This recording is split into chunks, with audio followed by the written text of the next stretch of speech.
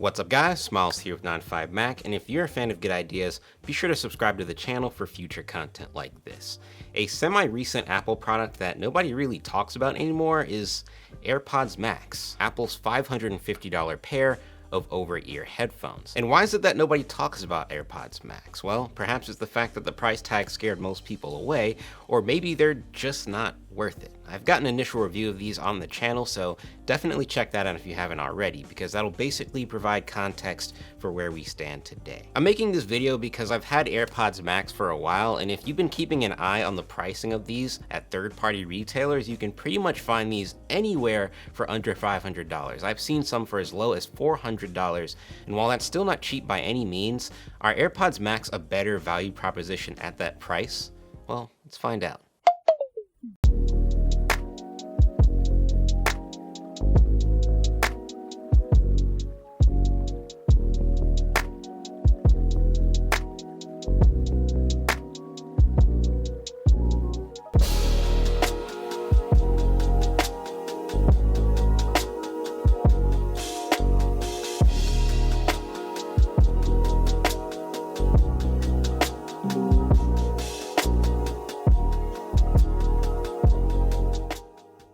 While I've had my AirPods Max for a little over a year, I haven't exactly been as rough with them or used them as much as my AirPods Pro. I've traveled with them for a few trips, but outside of that, they really never leave the house. And of course, their value plays a part in that, but I personally just prefer using lightweight earbuds when I'm out and about, and these just don't sound good enough for me to change that habit. So with that being said, I don't think I'm the best person to judge how the physical quality of these holds up over time and with my daily use, but my pair has held up decently well. I think my biggest concern for the long term was the rubber and mesh materials used for the headrest, and while I'm sure there are examples of these out there getting beat up bad, mine have been fine. So if you don't use these all that heavily, it should hold up well. I can see the color in the ear cups have faded definitely a bit, but thankfully replacing them is as easy as just taking it off and putting a new one on. The case for my pair has also held up well over time, but I don't imagine that'll be the case, forever, just given the material of this thing. And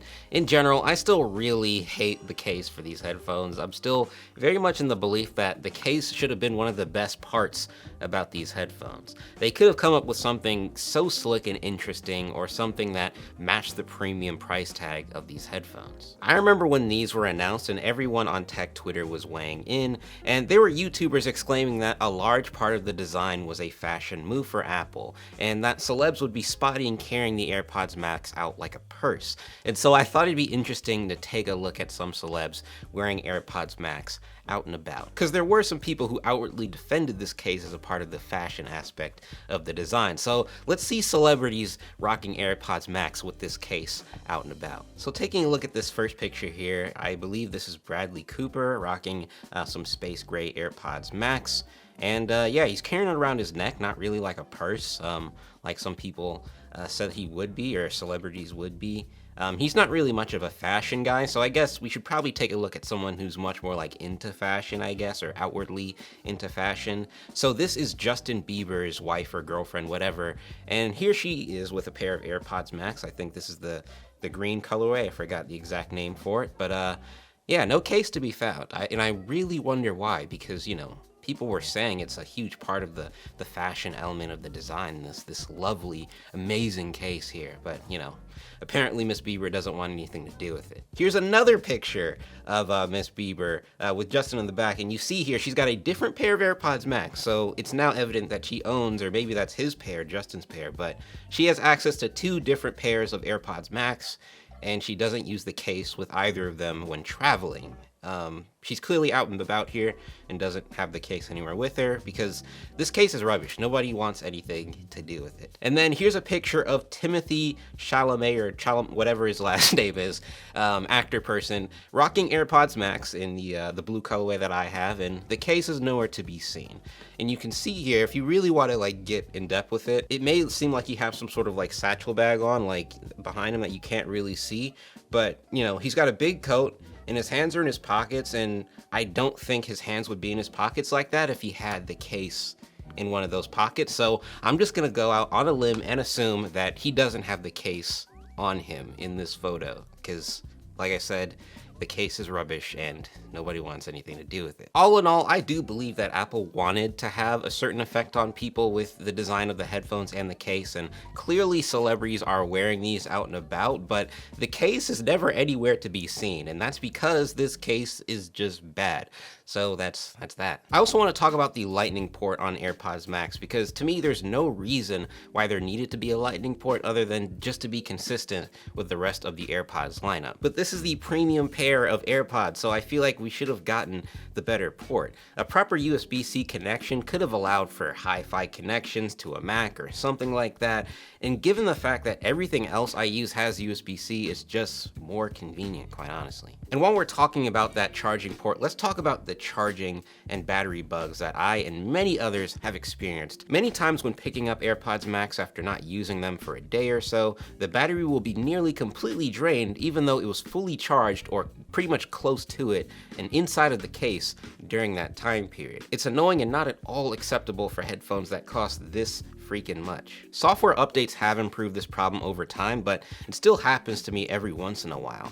I also really hate the charging indicator light, because oftentimes I have to unplug the cable and plug it back in once or twice just to see the charging indicator light come on so I know it's actually charging. And just sitting there having to wait for that visual confirmation is also not acceptable for headphones that cost this much. And let's talk about noise cancellation and transparency mode, because outside of the sound quality, these are still the best aspects of these headphones if you ask me. The over-ear format just offers a level of isolation with the noise cancellation that in-ear headphones like AirPods Pro just can't offer. It's legitimately like being in your own world when using the noise cancellation. And transparency mode is even more impressive if you ask me. Apple's literally using microphones on the headphones and translating that into a sound that makes it feel like you're not wearing headphones at all. And so far I haven't come across any other pair of wireless headphones with something anywhere close to this. Sound quality as a whole has never been a problem with me for these headphones. The audio quality alone certainly doesn't justify the retail price tag though, but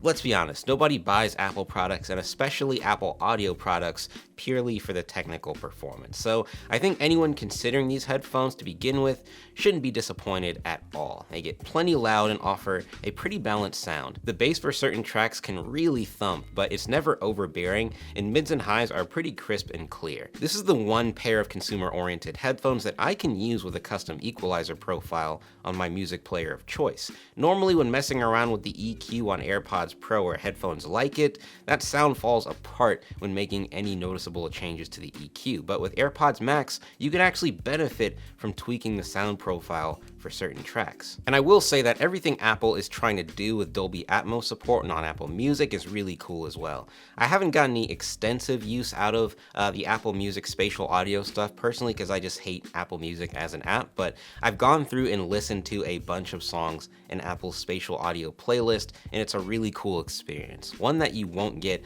on any other pair of wireless headphones. It's also noteworthy that wired mode is noticeably cleaner than using them wirelessly, and while you don't have true lossless support with these headphones, your lossless music, even if you have any, will definitely sound better through a wired connection. It's not hard to like what Apple's brought to the table in terms of the audio experience with these headphones. So at $550, these are probably still not worth it for most people, but at $450 or $403, I think it's definitely worth considering if you're already knee-deep in the Apple ecosystem, you want the AirPods experience in over-ear form, and want the best built headphones with an AirPods-like connectivity experience. But if all the Apple specific features aren't a big deal to you, then you probably weren't ever interested in these to begin with. And now that we've gotten that out of the way, let's talk about AirPods Max 2 and what I think those should be bringing to the table in order to be a success. Firstly, make the case actually useful. Integrate some charging into it some way. It can be done, so Apple just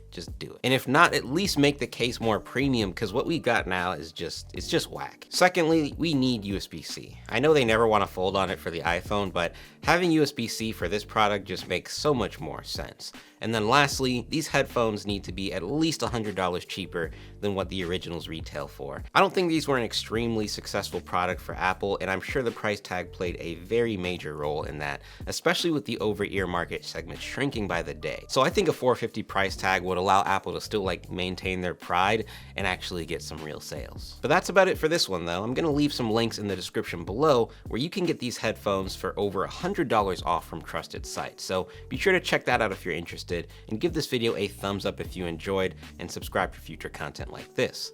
Thank you guys for watching, and I'll talk to you in the next one.